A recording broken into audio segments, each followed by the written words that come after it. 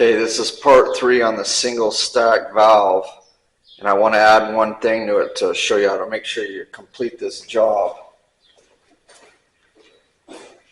So because we saw that the seals were brittle in here, we're going to change the O-rings on these plugs, and there's 4 of them in here, just to do it right. And it's something you should always do. A lot of times this is overlooked. But because we saw that those other seals were real brittle, we want to just change these just for good measure before we test it. So let's change these out.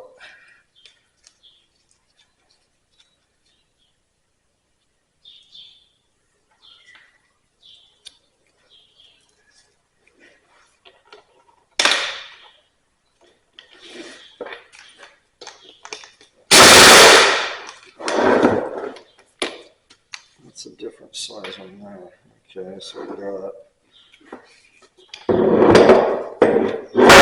bottom here.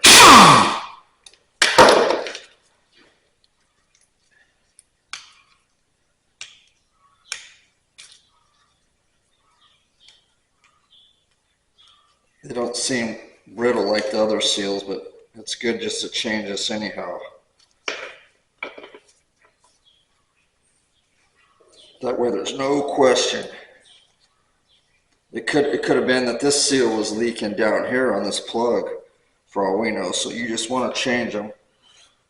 That way your percentages of problems are in your favor. And you know when it leaves here that it's done right.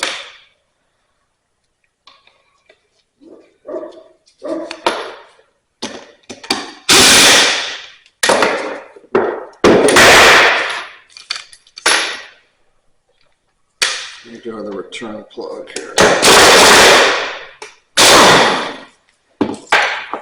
And you know, this pick, we got a new batch of these we're running, so these will be available on Amazon. We're doing another 250 run on our little CNC. That's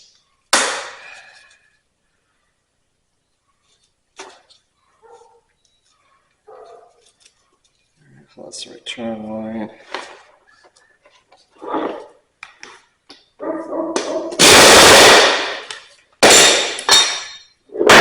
So you can see these plugs are universal. This is the return, it's a little bit bigger. This is the pressure side. Usually the pressure side is always on the relief valve side, and that's a smaller port, but you can take this plug, put it here. This is for plumbing purposes. Or you can put a fitting down here on this side, or your return line can go here or here, same on the pressure, here or here. In this particular case, they're just using the top of the valve for pressure, return, and then your 2 working ports. So the next thing we'll do is we'll set up on the test bench and we'll do a cycle pressure test on this thing.